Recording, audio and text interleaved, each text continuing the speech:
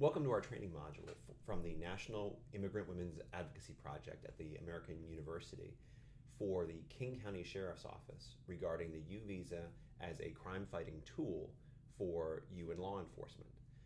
I'm Elliot Casey. I'm a trainer for the National Immigrant Women's Advocacy Project, or NEWAP as we call it, at American University. I spent 15 years as a prosecutor. I now train other prosecutors and law enforcement throughout Virginia and up and down the East Coast. And with me today is Detective Stacey Ivey. Stacey, welcome. Good to have you here. Hi, thank you for having me. Detective Ivey has been with NEWAP for about 10 years, I guess you've been trained? Yes, 10 years. Excellent, very cool. And Detective Ivey has worked in domestic violence and immigrant women's issues for about almost 20 years now as a law enforcement officer. I've had exposure to it throughout my entire career in law enforcement. Excellent. We're going to talk to you today about how U visas as a certification improves domestic and sexual violence investigations and prosecutions, and how can you use it as a tool in Washington State. Just as a proviso, I want to let you know that this virtual learning opportunity is supported by a grant from the OVW, Office of Violence Against Women at the U.S. Department of Justice, and the opinions, findings, conclusions, and recommendations expressed in this publication, this presentation today, are those of the authors and do not necessarily reflect the views of the Department of Justice or the Office on Violence Against Women. So our learning objectives for this module will include identifying victims who qualify for the U visa, holding offenders accountable by utilizing immigration relief as a crime-fighting tool, enhance victim community, and for us, most importantly, officer safety by combating domestic and sexual violence. And so a few general caveats that we are going to cover include that understanding women, men, and children can all qualify for the U visa, and that victims of almost all violent crimes and many other crimes are eligible to apply, but for the purposes of this training, we may consistently refer to the victim as female. Understand that it includes men and children as well, but just because many of the applications include women, that is why we default to the female gender.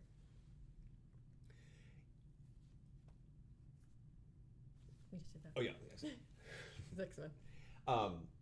The primary immigration protections for victims in the federal system, in the federal legal system, include lots of different sorts of tools that are available. The U visa is one of many different tools. There is also, of course, the T visa for victims of human trafficking. There are general abilities for people to apply for asylum in the United States if they were the victims of some kind of persecution or other violent acts of violence in their own home countries.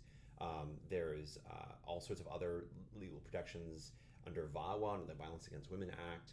We're going to focus today, though, on the U visa, which is one of many different crime-fighting tools that are available to you, but it is an especially important one.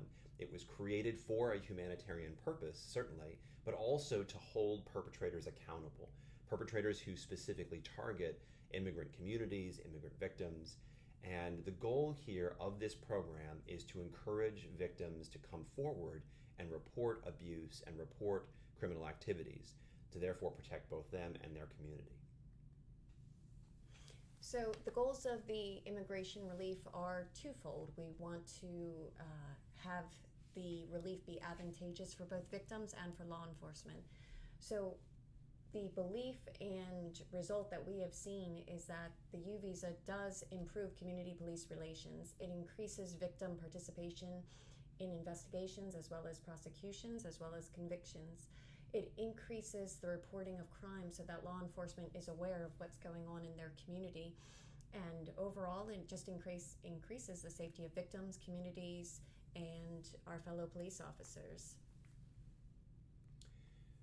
You know, the International Association of Chiefs of Police, the IACP, in 2018 actually passed a resolution that recognized both the U visa, which we're talking about today, and the T visa as well, which is the trafficking visa. It's a slightly different topic, as a significant crime-fighting tool, and recommended using them, recognized using them as a best practice for law enforcement agencies. And so the IACP supports training, education, and communication and increased police leadership involvement in the U visa, in deploying U visas in your communities, and indicated that they were committed to increasing collaboration. Of course, we at NEWAP are as well, and we hope that through this program we can also enlist your cooperation and help demonstrate how this can be a powerful tool for you. This is an effective tool for law enforcement agencies, and again, as Detective Ivy mentioned, to protect victims, to enhance public safety, but most importantly, and again, Detective Ivy is exactly right, to enhance officer safety. This is to protect you and you specifically, and also your communities. So as we go through today, we're also going to have some questions built in here. And this is sort of a quiz designed more than anything else to help enhance your knowledge. So each question, we're going to go through the questions. I'll read out what the possible answers are. I'll give you a moment to answer. And then Detective Ivy will tell you what the right answer is. And the first question we have for you today is, what are the reasons that immigration relief keeps communities safe? So A, some perpetrators target certain victims because of their immigration status. Or B, does the International Association of Chiefs of Police believe that it's a best practice to use both the U and T visa as a significant crime-fighting tool? Does it offer to assist victims with U visa offering to assist victims with U and T visa certification? Does that encourage immigrant communities to trust law enforcement? Or D, when fear of deportation is reduced, do victims feel safer, or do they feel more secure and thus more comfortable participating in investigations and prosecutions? Or are all of the above true? Are all of them reasons that immigration relief helps to keep communities safe? So we're going to give you about 20 seconds to kind of think about it, provide an answer, and then Detective Ivy will give you the answer.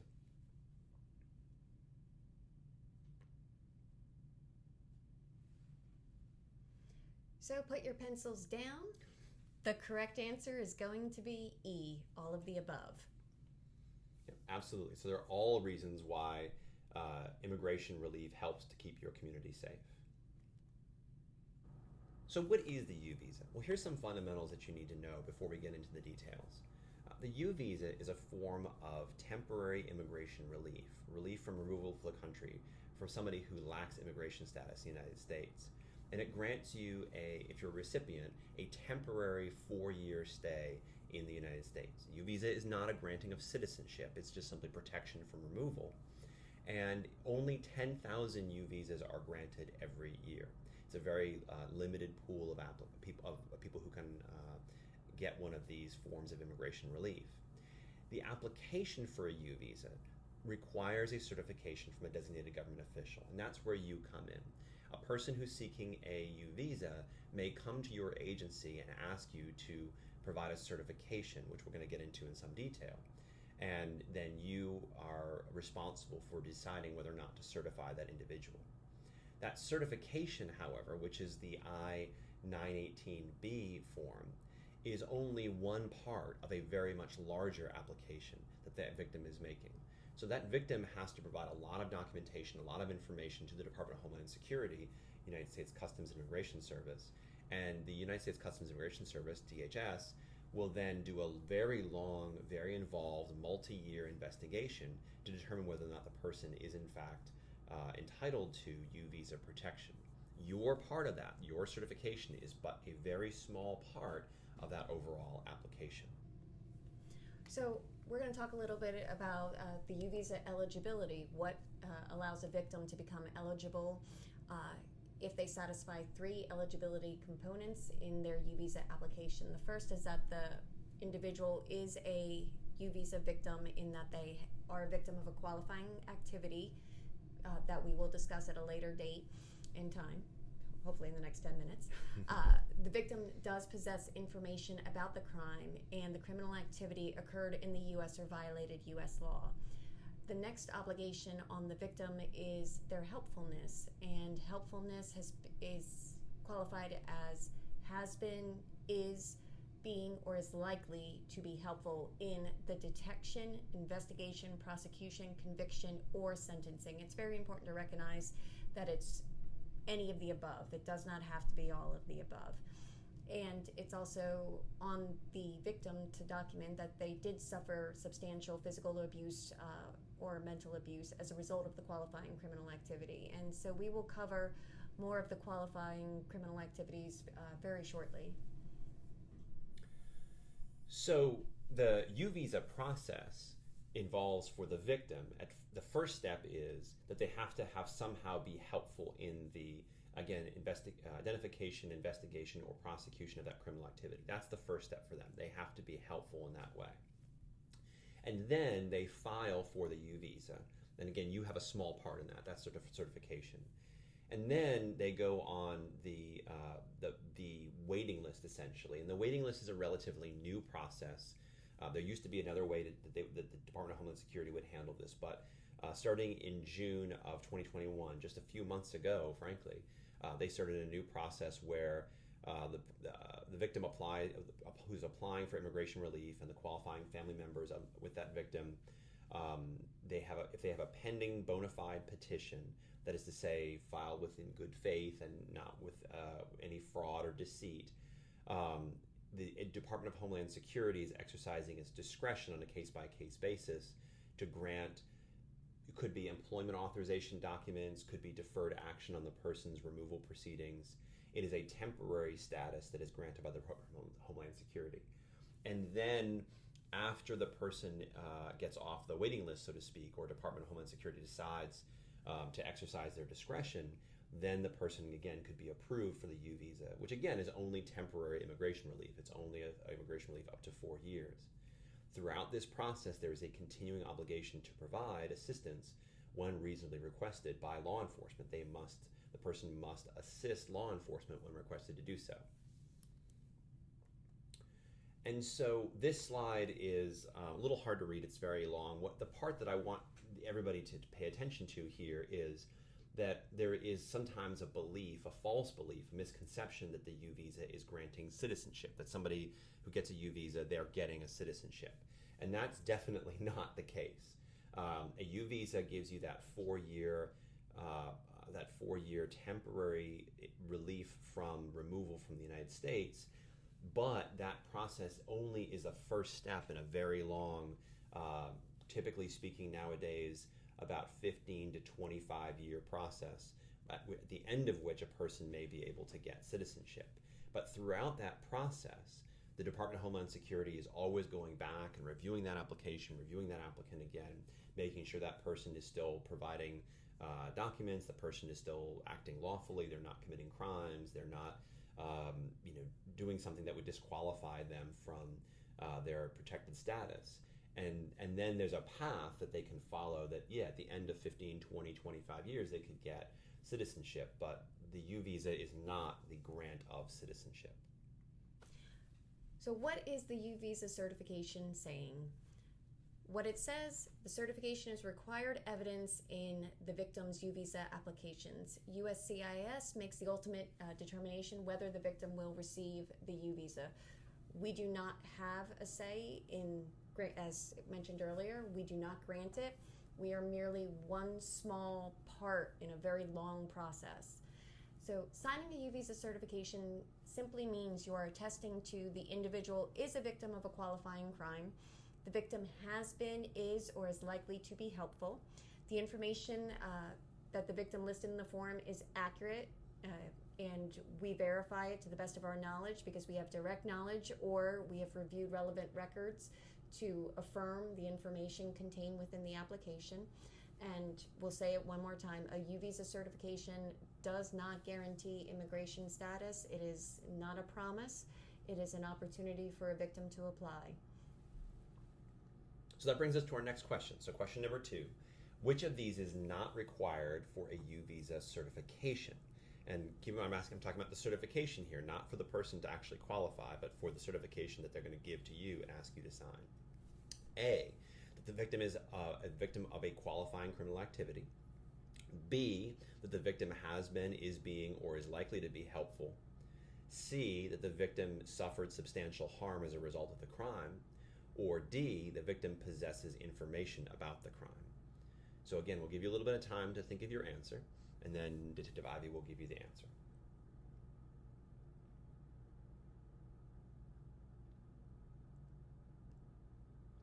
Okay, so for all of our participants out there, the correct answer is C.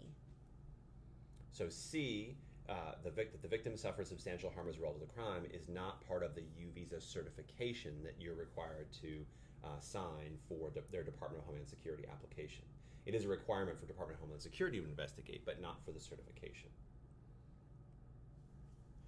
All right, so we're going to come to a very important question of who can actually certify. So who can certify? It's law enforcement agencies. So when we think about Washington State, we have federal, state, and local law enforcement. So police, sheriff, federally speaking, there's FBI, there's HSI, there's ATF, there's a number of alphabet soup agencies out there that can certify. Prosecutors can sign, head of agency or their designee. Judges, magistrates, commissioners, all of these roles can sign. And so we have those traditional avenues of certification. However, there's other agencies when we think outside the box. So for example, child and elder abuse agencies, Department of Labor, EEOC, really any government agency with investigative authority can certify the U visa. So there's a number of eligible agencies and individuals out there who can assist a victim. So there is no statute of limitations on signing a certification. However, there is a 6-month window after signing the certification in which the U visa application must be filed. And Elliot has a little more information regarding current Washington state laws. Which I want to cover at the end of this presentation, but you should know that all of this is what the federal statute says. You in Washington State have some specific timelines that might apply to you. So just hold that thought for a moment. At the end of this presentation, we're going to wheel on back to that and talk about that in a few minutes. But in the meantime, then, we have question number 3. So our third question of the day: who can sign a U visa certification and when? So answer A: prosecution, whether or not the case has proceeded to a prosecution. Or B, is it law enforcement after an immigrant victim has provided information at a crime scene? Or is it C, law enforcement after the case has been referred to the prosecution? Or D, is it a judge who's issued the victim a civil protective order? Or is it E, all of the above can sign a U visa certification? So I'll give you a few seconds to think about your answer, and then Detective Ivy will give you the answer.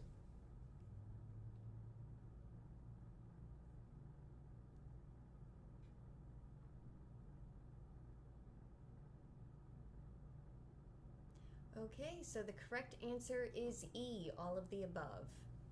So any one of those individuals listed here can sign a U visa certification under these circumstances at this time.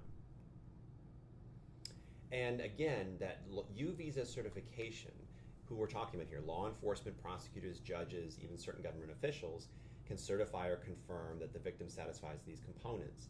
And the components that you're certifying, when you sign that certification, you are affirming that the person is the victim of a qualifying criminal activity. You are affirming that the person possesses information about the crime. And you are affirming that the criminal activity occurred in the United States or violated U.S. law. Lastly, you are affirming that the victim has been, is being, or is likely to be helpful in the detection, investigation, or prosecution, conviction, or sentencing of the perpetrator. Again, you're not dealing with a substantial or mental abuse. That's not part of your certification. That's for Department of Homeland Security. So this helpfulness element, I think, is something that we're going to have to focus on. But before we do want to take a minute and talk to you about the qualifying crime. What types of criminal activity are qualifying for a U visa? So obviously we have a wealth of criminal activity here on the slide, ranging from abduction to prostitution.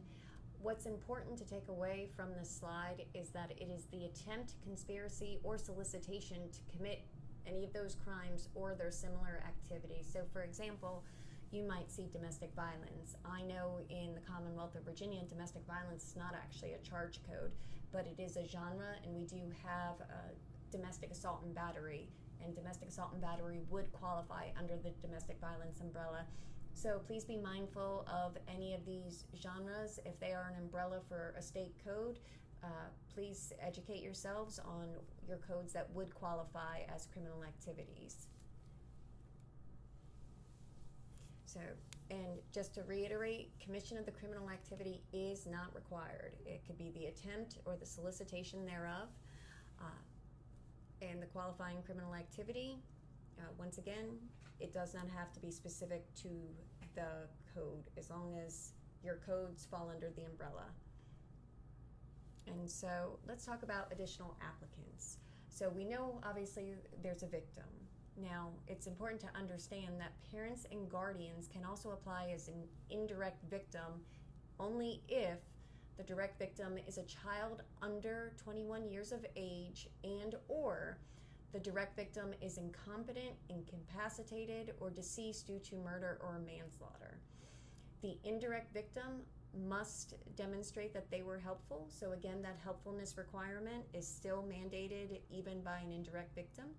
There's also something called bystander victimization, which is a very limited situation. And to give you an example of what a bystander victimization might include, a pregnant woman standing at a bus stop and the person next to her is shot. As a result of the violence, the pregnant woman goes into labor and loses the baby. Those are very rare cases, but understand that there is an opportunity for bystander victims to qualify as well. Now, when the victim is a child, the helpfulness requirement can be met by a next friend or family member being helpful. But once again, there is the onus on the individual who is an indirect victim or helping to provide actual helpfulness. And so that brings us to our next question, which is question number 4. Which of the following is true in U visa cases? A, is it true that an eligible victim can be a minor? B, is it true that parents and guardians who are helpful can apply as indirect victims if the direct victim is under 21 and or is incompetent, incapacitated, or deceased due to murder or manslaughter? Is it true that qualifying criminal activity may include attempt, solicitation, or conspiracy of the crime? Or is it true that the certification form asks for identification of culpable family members? Or E, is it all of the above that are true? So take a moment, think about your answer, provide your answer, and then Detective Ivy will provide you the correct answer.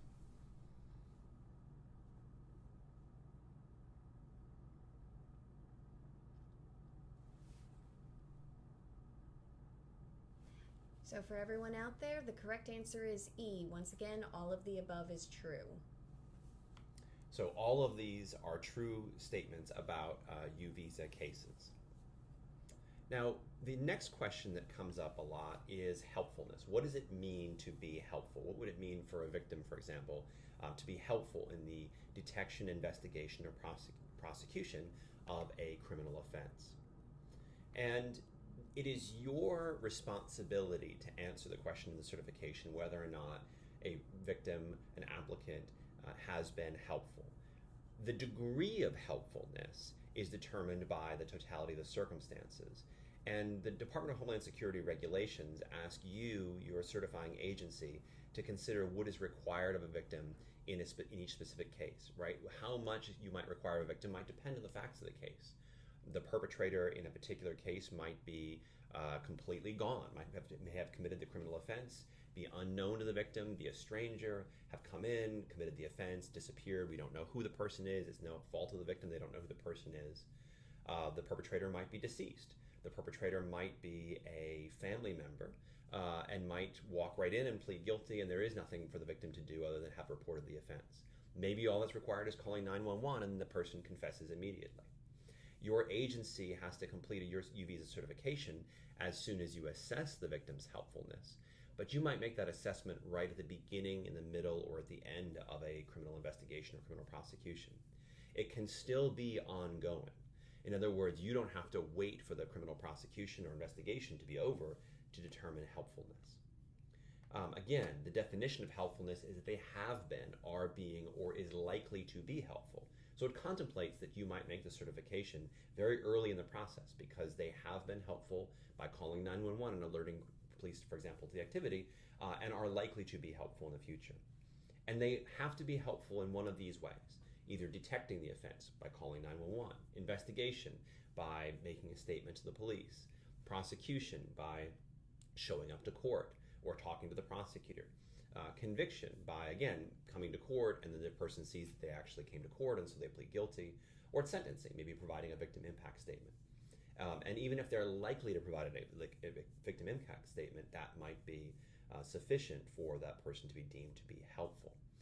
So again, you're not required to wait until the case is over. The regulations contemplate that you might determine helpfulness early on in an investigation. And so just to really hammer that idea home, we need to understand that this is a victim-centered approach, and the following are not required, and I'll repeat that one more time, not required in order to certify that a victim has been helpful. That the certification signed within the statute of limitations of the qualifying criminal activity, conviction, as Elliot brought up earlier, sometimes we may never know who the perpetrator is. Charges filed, there's lots of reasons why charges may not get filed. The offender was arrested or prosecuted. That the victim provides testimony at trial, not required. Victim is a necessary witness, still not required. Offender is identified, offender alive. None of those subjects are required to certify that a victim has been helpful. So once again, it's just, helpfulness has been, is, or is likely to be in any of those stages, not all. So what is helpful, right? Again, we've mentioned some examples. Calling 911 is helpful.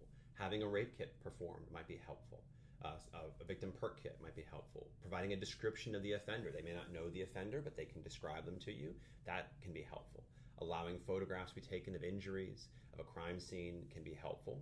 Giving information about the offender's whereabouts. This is where I last saw the person can be helpful, especially in having that person arrested. Bringing a minor victim to a child advocacy center can be helpful. Providing a statement about other bad acts, reporting crime in another case by the perpetrator, or testifying even at a bond hearing, or trial or sentencing. All of those things can be helpful. And again, the question is, has the victim been helpful? Are they being helpful, or are they likely to be helpful in the future? All of those can make the victim qualifying of a certification of helpfulness. So they are likely to testify at a bond or sentencing. They're likely to bring a minor victim to a child advocacy center. That can constitute helpfulness. Which brings us to our question number 5. Which of the following is not true? A, that helpfulness is determined by the law enforcement agent, prosecutor, and or government official. Or B, that the victim is required to be helpful throughout the entire case from detection to sentencing. Or C, an example of helpfulness is calling 911. D, a victim who was helpful and later did not unreasonably refuse to cooperate remains eligible. Or E, an example of helpfulness is bringing a child abuse victim to interviews with law enforcement. So take a minute, review these possible answers, decide what your answer is, and Detective Ivy will provide you with the correct response.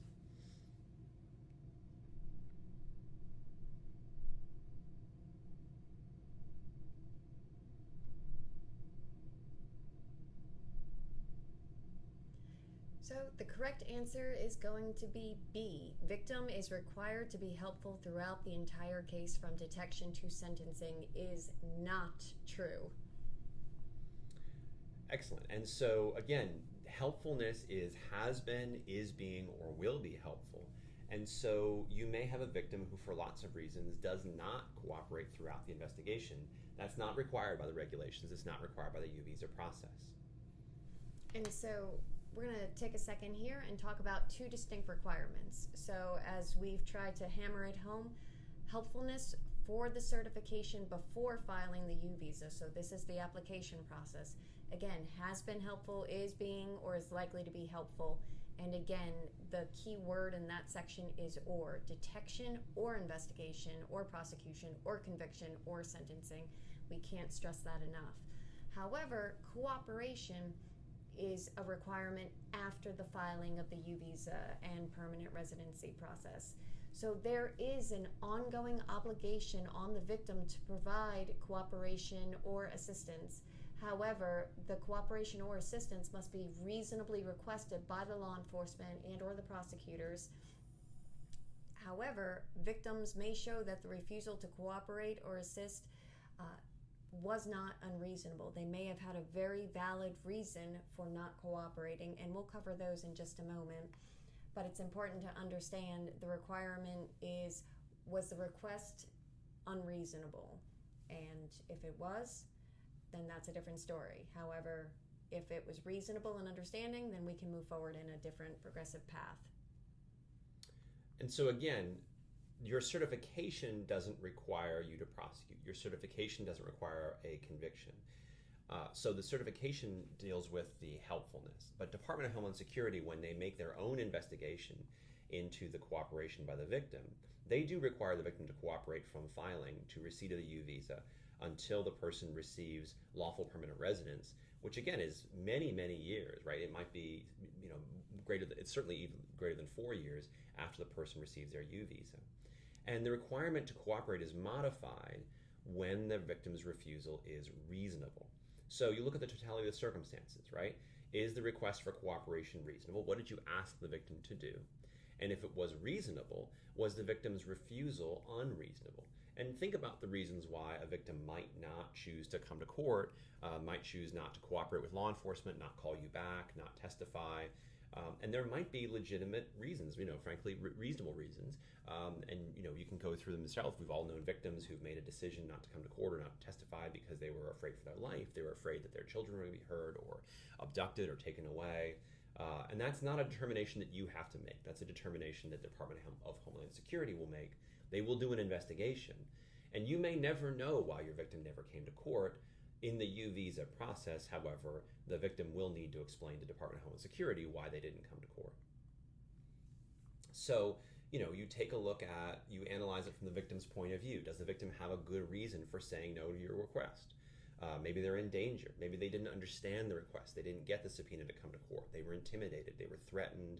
They were concerned about the safety of their family, or under the belief that they would make their situation worse by participating. Maybe they were concerned about trauma, especially if it's a child victim, due to their maturity or their capacity. So these are all reasons why victims we know sometimes do not cooperate with a law enforcement request to cooperate. So, and it's really important to remember that if you still believe at the end of the day the victim is unreasonably refusing, note it on the certification, sign it, and return it to the victim or the victim's attorney. And then the burden will shift to the victim to prove that their refusal was not unreasonable, that they had a valid reason for doing what they did. But again, that onus goes on the victim. DHS provides the victim an opportunity to explain, but once again, that is above our pay grade. That is not what we are involved in, and DHS once again makes the ultimate decision.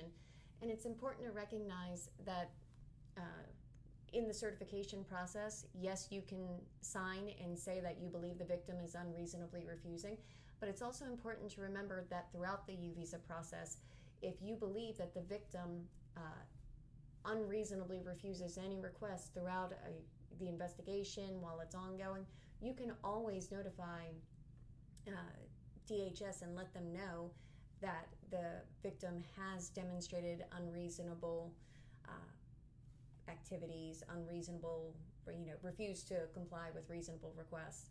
And again, there is still an obligation on the victim to, be helpful.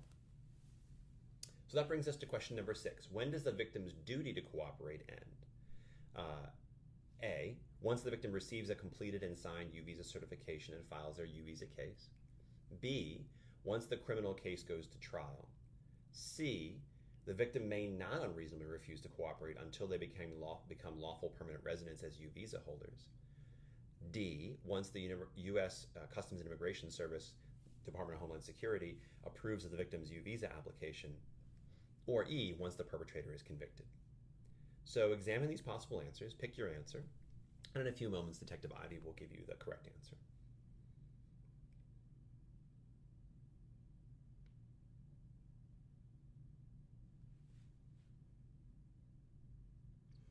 Okay, so in case everyone is waiting in suspense, the answer is C. The victim may not unreasonably refuse to cooperate until they become lawful permanent residents as a U visa holder. And that is the answer for when does a victim's duty to cooperate end. It is a very long time and a very long way down that road. And again, once you've signed a certification, if for some reason you find later the victim does unreasonably refuse to cooperate, you can always directly notify the Department of Homeland Security.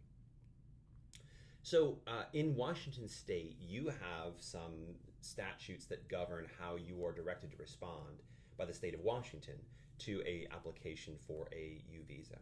And so we do want to review these with you because they're important. As I mentioned, federal regulations do not have a deadline by which you have to respond, specifically, within a certain number of weeks or whatever to an application. But here, Washington state law does provide a deadline by which you have to respond and a requirement that you respond. Again, federal law doesn't require you to respond to an application, but your Washington state law does require you to respond to an application to provide a certification. So Washington state law provides that upon the request by a victim or their representative, a certifying agency shall make a determination whether a victim was a victim of qualifying criminal activity and has been, is being, or is likely to be helpful in the detection, investigation, or prosecution of the criminal activity. Or again, if it's a T visa, that they've been a victim of human trafficking and unless under the age of 18 has complied with any reasonable request. And this is dealing with the T visa program, which isn't a focus of our presentation today. And then upon an affirmative determination that the person's eligible for certification, you shall fully complete and sign the certification, including providing the specific details regarding the nature of the crime and also a detailed description of the victim's helpfulness or their likely helpfulness to the detection or investigation or prosecution of the criminal activity. So you must provide an answer if somebody applies for a certification. You don't have to necessarily certify because maybe they're not a victim of qualifying criminal activity, or maybe they haven't complied with reasonable requests, maybe they haven't been or aren't being or not likely to be helpful. And in that situation, you'd provide an answer, but your answer would be that they haven't been helpful, they are not being helpful, and they're not likely to be helpful. Or again, the criminal activity is not qualifying or didn't take place at all. So you might provide that answer, but you have to provide an answer. And you shall do that within 90 days of the request. In cases where the victim is in federal immigration removal proceedings, or the victim or victim's children were reached the age of 21 prior to the 90-day period, however, that request shall be expedited and it has to be processed within 14 days. So do be aware it's 90 days, which is a pretty short window, but 14 days under those two circumstances, and that's a very short window. And a current investigation, the filing of charges, and a prosecution and conviction, again, are not required. They aren't required by federal law. They're not required either by Washington state law to obtain a certification. You can only withdraw the certification, again, in a situation of unreasonable refusal, which Detective Ivey covered earlier on today. You are required as an agency to designate an agent, a person who has a supervisory role within the agency, to respond to requests for certifications, provide outreach to victims of qualifying criminal activity and trafficking to inform them of the process, and to keep documentation regarding requests for certification that you shall make an annual report of as well. In addition, language access is crucial here, right? It's no good to provide outreach to victims if they can't communicate with you, and so you also have to provide a language access protocol for people who are limited English proficient or who may be deaf or hard of hearing, and again, victims of criminal activity. So you do want to make sure you're providing portals, a way for people to communicate with you even if they don't have English proficiency. And you shall reissue certifications within 90 days of receiving a request.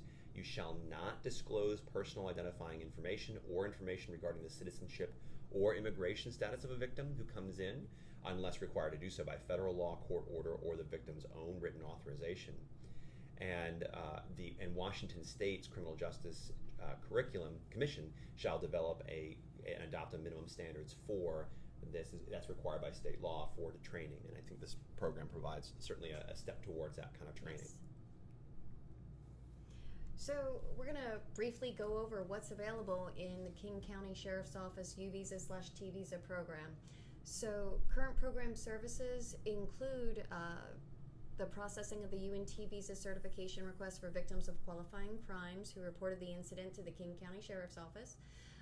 Intake services for victims who would like to submit the U visa or the T visa certification while they seek legal representation.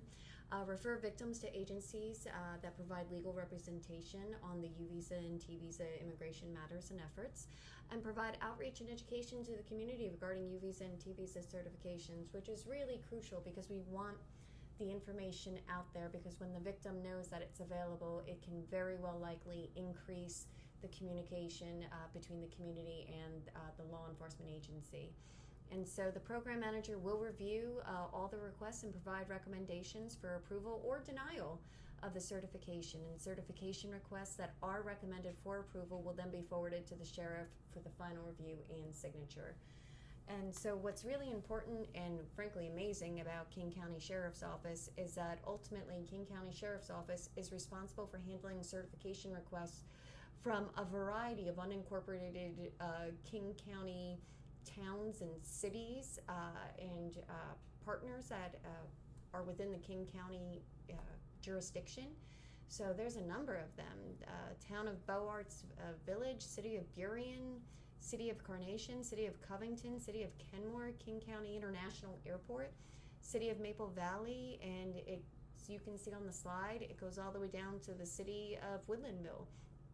And if you do receive a U visa or a T visa certification request anywhere on behalf of those cities and towns within King County, it is required that you scan it and forward it to the U visa T visa program manager via email. And according to our current information, the individual is listed in the slide below. And so it's really important that we share the resources and refer survivors who would like to learn more about the U and T visa certification process to the program manager, because again, we want to do that outreach. We want to learn about crimes that are occurring in our communities. We want to make victims safe. We want to keep our law enforcement officers safe. And so the public facing resource, the U visa and T visa informational pamphlet is available, and it's available in 16 languages, so there is a lot of potential outreach. And they can be found in the front of our forms, pages E120. And also, the King County Sheriff's Office has its own U visa page that you can see the link embedded in the slide. And then, of course, if you have any questions, there is a point of contact, Zoralda Arias, who's the U visa and T visa program manager for King County. We want to thank you for joining us today to learn a little something about the U visa process and how to best take advantage of this tool, a law enforcement tool to help protect your community, protect victims, and protect your fellow officers. If you have any questions at all or ever need help, if something comes up in a specific application or a general issue that comes up, please know that we at the National Immigrant Women's Advocacy Project are always available to call if you ever need assistance of any kind. We have a phone number, 202-274-4457. Someone will answer your concern, call you right back, or give you a subject matter expert who can help you. You can also email us at any time at nwap@wcl.american.edu. We have a resource library available for you. The website is here on the slide, and you should definitely check out that library. It's got all sorts of resources for law enforcement, and we also have materials and tools for law enforcement and prosecutors, which is again at that link below. And that's got all kinds of different tools and pamphlets and trainings, and we got some podcasts coming online too. So lots of different tools available for you as well. Thank you for joining us today. We really appreciate your time. And thank you to Detective Ivy for joining me today as well. Thank you for having me. Stay safe.